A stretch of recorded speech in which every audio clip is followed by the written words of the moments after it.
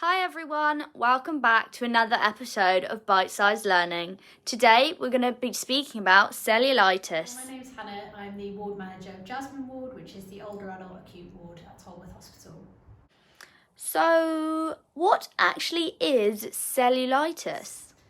So cellulitis is a bacterial infection which appears just below the surface of the skin.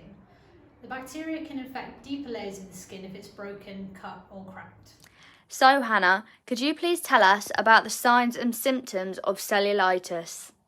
So some of the signs and symptoms of cellulitis can include pain and tenderness in the affected area, redness or inflammation on the skin that's sore or a rash that appears and expands, tight, glossy, swollen appearance of the skin, a feeling of warmth in the affected area, discharge, which is yellow, clear or there's pus, or a fever. What are the main causes of cellulitis? So people are more prone to cellulitis if they have any of the following: poor circulation,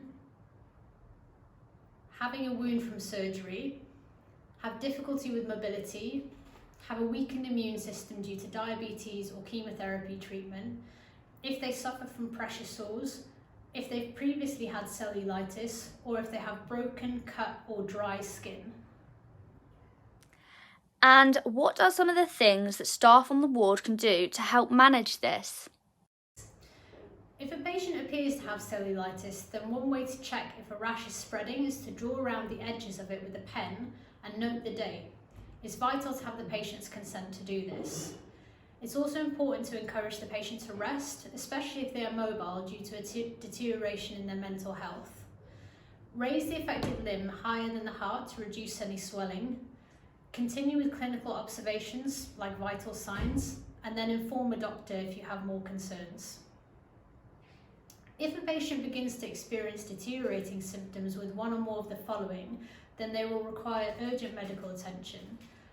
So that would include a high temperature, high blood pressure, infection that does not improve with antibiotics, feeling cold and shivery but sweating profusely, enlarging or hardening of the reddened area, increased pain or numbness of the area when touched. Thank you, Hannah, for answering all of my questions today. I've really got a better understanding of cellulitis.